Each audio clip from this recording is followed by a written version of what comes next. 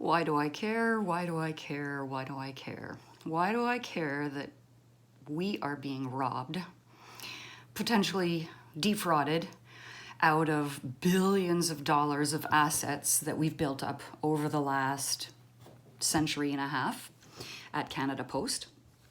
Why do I care? Well, I care because this is not a taxpayer-funded service. Canada Post is self-sufficient. It runs on the sales of products, stamps, parcels, pickups, all the things that generate revenue, and sales of supplies, envelopes, and whatnot.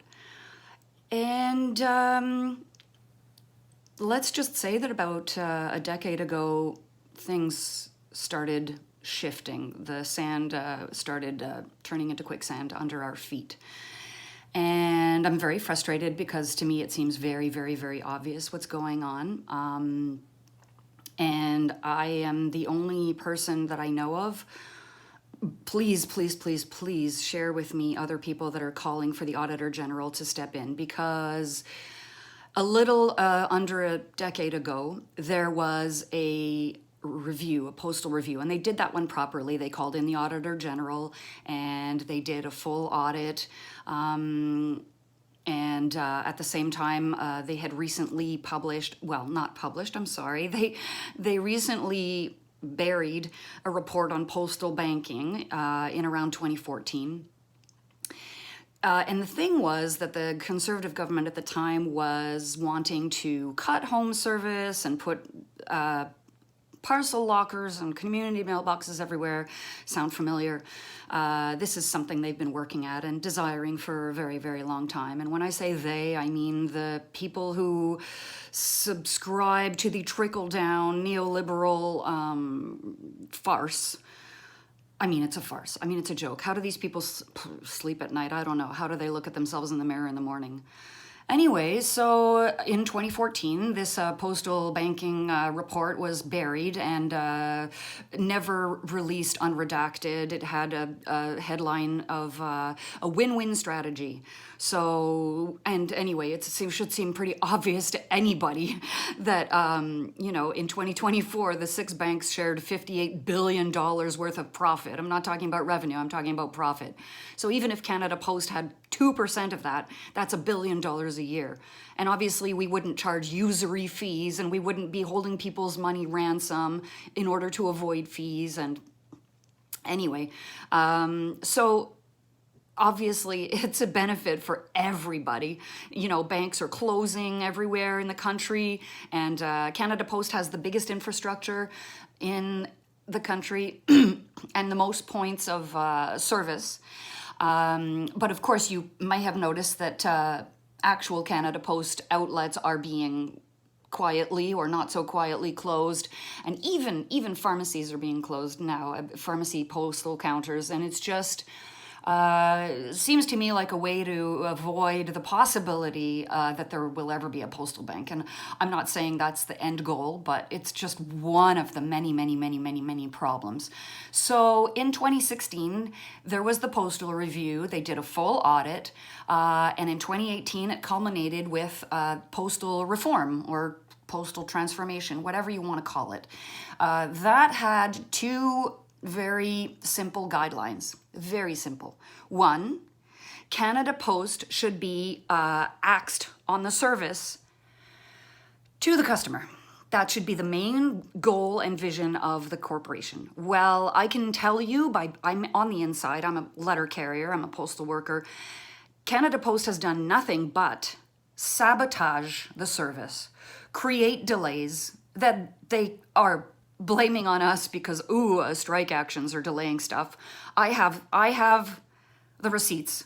So if any journalist worth their salt is interested in getting information, I have it. So, you know, I'm not going to go there right now because I feel like there's way too much to talk about. And this is not a mistake, by the way. I'm standing here in my place on purpose doing this. Okay, so the postal transformation that was one guideline. The second guideline was to invest all profits into modernization and upgrades and So that's interesting. I'm going to get back to that one in 2 seconds. And also to work with the workers on implementing new systems that would help bring more efficient work methods and stuff like that. Now, that's definitely not been a thing. We've been forced into this new system called SSD, separate, sort from delivery, and I can tell you 100% it's causing minimum of 24 hours delay on all pieces of mail, including registered letters, and it is brutal. It's brutal for the people sorting 8 hours a day. It's brutal for the routes have become unmanageable in some cases. Some routes are still nice, sure, you know. And so, yeah, so the second thing was to invest profits. Now, investing profits means investing profits. It doesn't mean emptying the bank accounts into investments that do not suit the needs of postal workers. And that's exactly what's been happening. There's $200 million brand new fleet of trucks, of which at least $40 million are sitting unused since 2 years in depots across the country. So number one. Number two, the $500 million, $470 million Albert Jackson sorting center that happens to nearly share a parking lot with Amazon. Let's see if I can convince the public that the service is losing money and that we're insolvent and, oh, we should start selling assets. I wonder who's going to buy that, and I wonder how much they're going to pay. Probably not $470 million, but what do I know? So 2018 Postal Transformation Review gets implemented. In 2019 February, the Auditor General's final report, which they passed very well because from 2014 to 2017 we averaged about $100 million per year of surplus. So they were behaving responsibly for the audit. Now, the auditor is not obligated to go back to review any public service for 10 years. So the cat's away. What happens?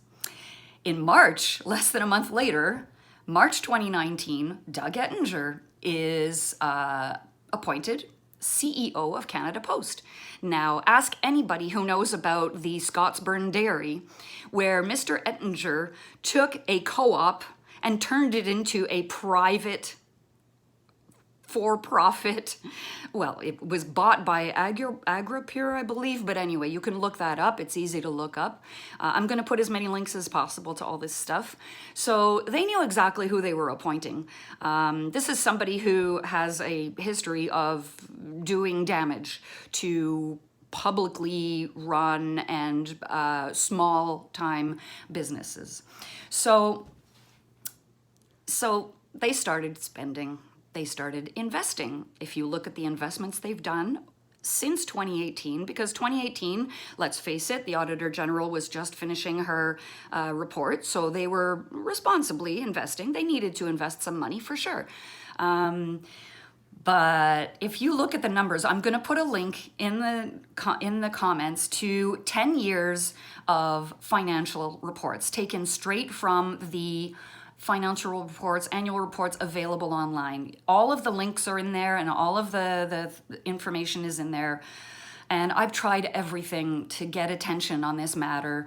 I have created petitions. I've written an open letter to MPs who now all of a sudden are shocked by what they're learning about Canada Post. Well, maybe if you'd read your open letter in June, you might have had a little bit more of an inkling of what was really going on. I do want to thank NDP MP Alexandre Boulerice, because he read my petition. He presented it in the House of Commons recently on Wednesday, November 5th, as part of the petition tabling. So that's nice. That's me calling for the Auditor General, not just me, people who signed the petition, and I want to thank you very much. that we're calling on the Auditor General to step in. We want that report on postal banking released in full, unredacted. We want an itemized description of what the expenses are, what the investments have been, and why we are quote unquote losing so much money. You're being fooled. The wool is being pulled over our eyes, and the government can only be complacent or complicit. And I don't think complacency and incompetence is really on the table. Although I would like to ask Jean-Yves Duclos what he did while he was Minister of Public Services and all of this was happening, all of this crazy spending, like year over year over year, so-called losses. They're not operating losses, please. Please, prove me wrong. Prove me wrong. And the only person that can prove me wrong is the Auditor General. So let's bring her in. Let's go. Why are we wasting time with all of this? I've tried media, radio, newspapers. I'm going to give you links to all that. There have been articles. There have been, I've gotten people to attest to certain wasteful spending. Boy, is there a lot of wasteful spending. I can't even get into that right now. What I'd like to get into super quickly is just a few things from the, because I don't want to keep this, I want to keep this short as possible. I'm only speaking fast because I have so much to talk about. I want to talk about the 10 years of numbers that I have. Just a few things in particular. In 2023, there was $743 million in investments made and $748 million of losses. I find that very interesting. In 2021, we made record-breaking numbers. We had $7.35 billion of revenue, which is at least $500 million more than any previous year. And around $500 million, I'm sorry, and still managed to lose $400 million, $490 million. So I find that really interesting. And if you look at the average of number of parcels that we carried from 2014 to 2017, when we were making $100 million a year in surpluses, we were carrying an average of 196 million parcels per year. If you look at the average from 2018 to 2023, and by the way, I made this table in May 2025, so the 2024 numbers weren't available yet, but 2024 was a year of increased sabotage, so I don't think it's really that relevant. It doesn't show really what's going on. So in 2020, from 2018 to 2023, we averaged 325 million parcels per year.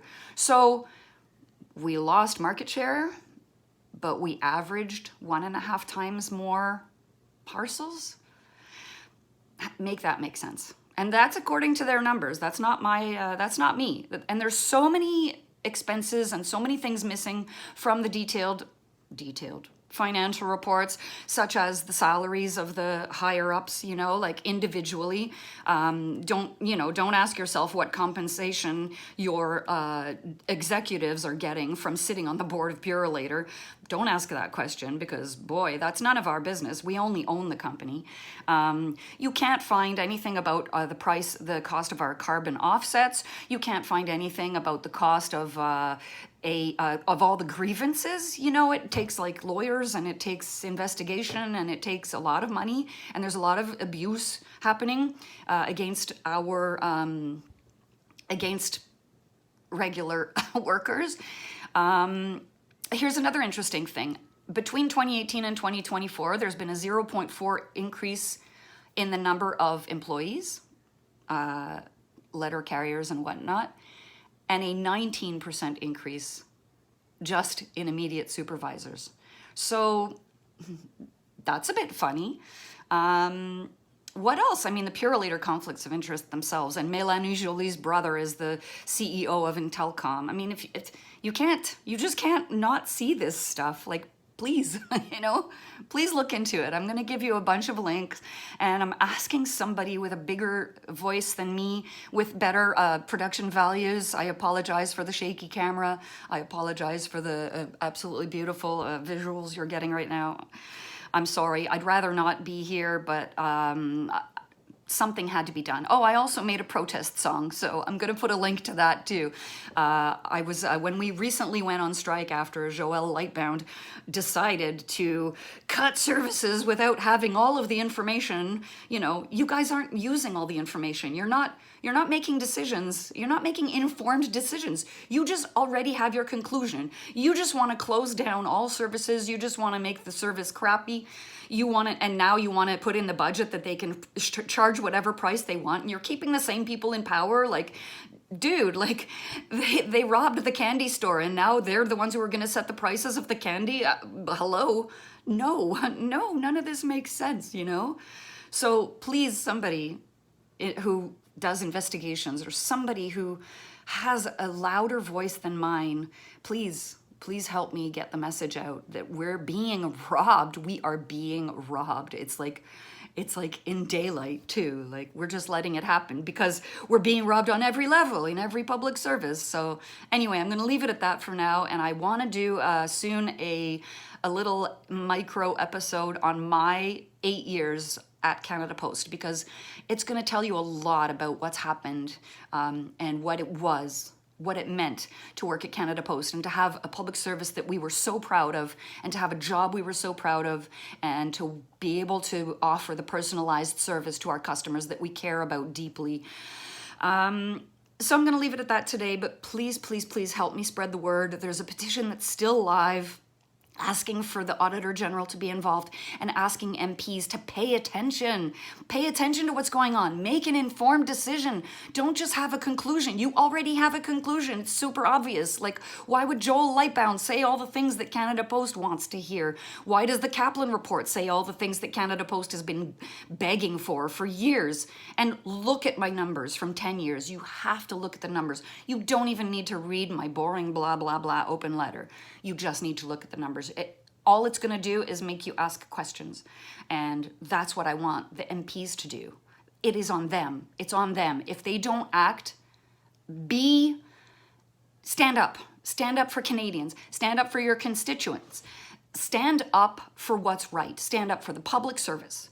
Stand up. You want to talk about nation building? You have the biggest infrastructure in the country that you are going to give away, and it belongs to the public. It is publicly owned. It already exists. You can't rebuild it once you lose it. And all these nation building exercises that Carney is talking about, they were all funded interest-free by the Bank of Canada. Can we please talk about that? I'm going to do an episode on that later too. But anyway, lots of things to talk about. Please look into all this stuff. Please. You don't have to like or subscribe or do anything like that, but obviously just inform yourself, and fight for your public services. They're being stolen from you. Have a great day. Bye.